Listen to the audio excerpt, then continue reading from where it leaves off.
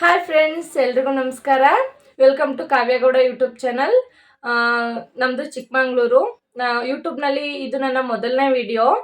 ನಾನು sweet recipe ಮಾಡಿದ್ದೀನಿ, ರವೆ ಉಂಡೆ ರೆಸಿಪಿ ಮಾಡಿದ್ದೀನಿ. ಹೋಗಿ ರೆಸಿಪಿ ನೋಡ್ಕೊಂಬನ್ನಿ.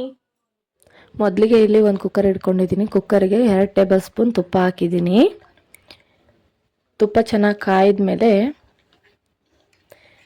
ದ್ರಾಕ್ಷಿ ಹಾಕೋಣ. ದ್ರಾಕ್ಷಿನ ತುಂಬ ಚೆನ್ನಾಗಿ ಫ್ರೈ ಮಾಡೋಣ. ದ್ರಾಕ್ಷಿನ ನೀವು ಎಷ್ಟು ಬೇಕಾದ್ರೂ ಹಾಕೋಬೋದು ನಿಮ್ಮ ಕ್ವಾಂಟಿಟಿ ಮೇಲೆ. ದ್ರಾಕ್ಷಿ ಫ್ರೈ ಆದಮೇಲೆ ತೆಗೆದು ಒಂದು ಪ್ಲೇಟಲ್ಲಿ ಎತ್ತಿಟ್ಕೊಬೇಕು.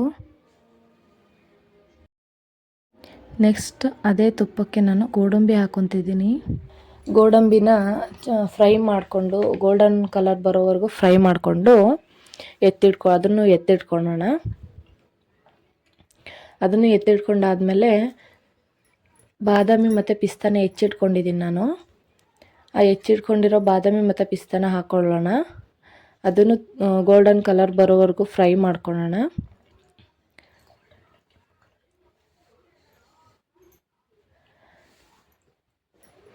ಅದನ್ನು ಫ್ರೈ ಮಾಡಿ ಎತ್ತಿಟ್ಕೊಂಡಾದಮೇಲೆ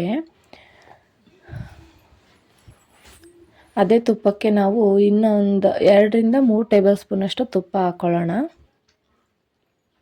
ತುಪ್ಪ ಕಾದ ನಂತರ ನಾವು ಅದಕ್ಕೆ ಚಿರೋಟಿ ರವೆ ಹಾಕ್ಕೊಳ್ಳೋಣ. ನಾನು ಚಿರೋಟಿ ರವೆನ 3 ಕಪ್ ಹಾಕ್ಕೊಂಡಿದ್ದೀನಿ.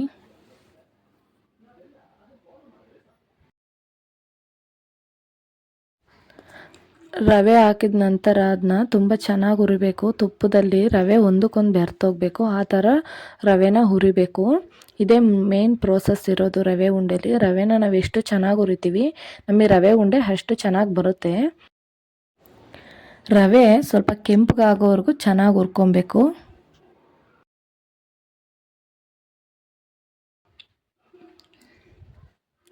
ನೋಡಿ, ಈಗ ಕಲರ್ ಚೇಂಜ್ ಆಗಿದೆ ರವೆದು. ಆ ಕಲರ್ ಚೇಂಜ್ ಆಗೋವರೆಗೂ ನಾವು ರವೆನ ಹುರಿಬೇಕು. ಇದೇ ಟೈಮ್ ಹಿಡಿಯೋದು ನಮಗೆ ರವೆ ಉಂಡೆ ಮಾಡೋಕ್ಕೆ. ರವೆ ಹುರಿದಷ್ಟು ಚೆನ್ನಾಗಿ ಬರುತ್ತೆ ಅಂತ ನಾನು ತುಂಬ ಚೆನ್ನಾಗಿ ರವೆ ಹುರಿತಿದ್ದೀನಿ. ಇವಾಗ ಕಲರ್ ಚೇಂಜ್ ಆಗಿದೆ ರವೆದು, ನೀವು ನೋಡ್ಬೋದು.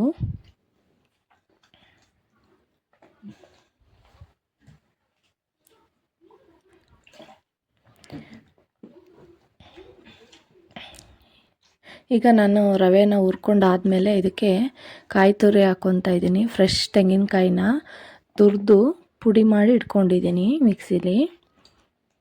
1 ರನ್ ಮಾಡಿದರೆ ಸಾಕು, ಮಿಕ್ಸಿಲಿ ಪುಡಿ ಆಗುತ್ತೆ. ಆ ಥರ ಪುಡಿ ಮಾಡಿ ಇಟ್ಕೊಂಡಿದ್ದೀನಿ. ಅದನ್ನು 4 ಕಪ್ಪು ಹಾಕ್ತಾಯಿದ್ದೀನಿ.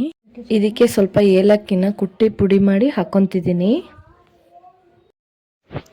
ಈಗ ತಳ ಹಿಡಿಯೋ ಚಾನ್ಸಸ್ ತುಂಬ ಇರುತ್ತೆ, ಆದರೆ ನಾವು ತಳ ಹಿಡಿಯೋಕ್ಕೆ ಬಿಡಬಾರ್ದು. ತುಂಬ ಚೆನ್ನಾಗಿ ಮಿಕ್ಸ್ ಮಾಡಿಕೊಂಡ್ರೆ ತಳ ಹಿಡಿಯಲ್ಲ. ಅದು ಕೈ ಬಿಡದೆ ತಿರುಗಿಸ್ಕೊತಾನೆ ಇರಬೇಕು ನಾವು.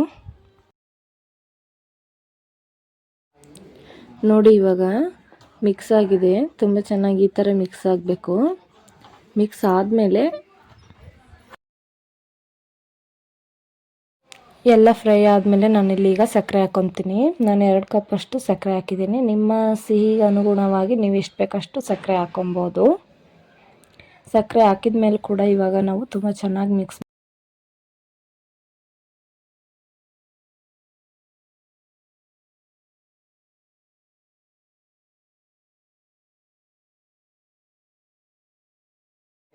ಚೆನ್ನಾಗಿ ಮಿಕ್ಸ್ ಆದಮೇಲೆ ನಾವು ಆವಾಗಲೇ ಹುರಿದು ಎತ್ತಿಟ್ಕೊಂಡಿರೋ ಡ್ರೈ ಫ್ರೂಟ್ಸ್ ಎಲ್ಲ ಹಾಕಿ ಮಿಕ್ಸ್ ಮಾಡ್ಕೊಳ್ಬೇಕು.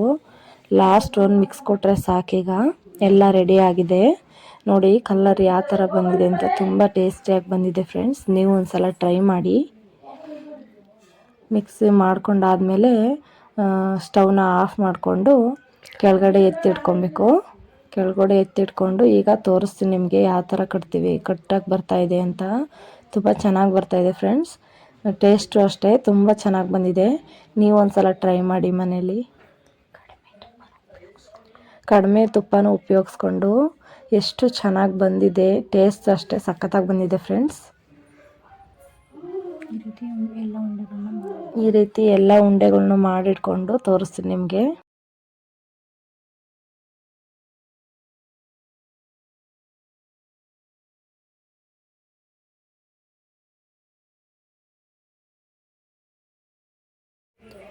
ನೋಡಿ, ಈ ರೀತಿ ಕಟ್ಟಿಟ್ಕೊಂಡಿದ್ದೀನಿ.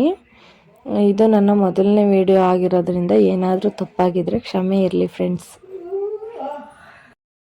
ಈ ರೆಸಿಪಿನ ಒಂದ್ಸಲ ಟ್ರೈ ಮಾಡಿ. ಇವಳು ನನ್ನ ತಂಗಿ ಕವನ ಅಂತ, ಇವಳದು ಯೂಟ್ಯೂಬ್ ಚಾನಲ್ ಇದೆ, ಕವನಗೌಡ ಸಿ ಯೂಟ್ಯೂಬ್ ಚಾನಲ್ ಅಂತ. ಹೋಗಿ ಚೆಕ್ ಮಾಡಿ, ನೋಡಿ, ಸಪೋರ್ಟ್ ಮಾಡಿ ಫ್ರೆಂಡ್ಸ್. ಈ ವಿಡಿಯೋ ಇಷ್ಟ ಆದರೆ ಲೈಕ್ ಮಾಡಿ, ಶೇರ್ ಮಾಡಿ, ಕಮೆಂಟ್ ಮಾಡಿ. ಹಾಗೆ subscribe to Kavya Gowda YouTube channel and Kavana Gowda ಸಿ ಕನ್ನಡ ಯೂಟ್ಯೂಬ್ ಚಾನಲ್. ಬಾಯ್.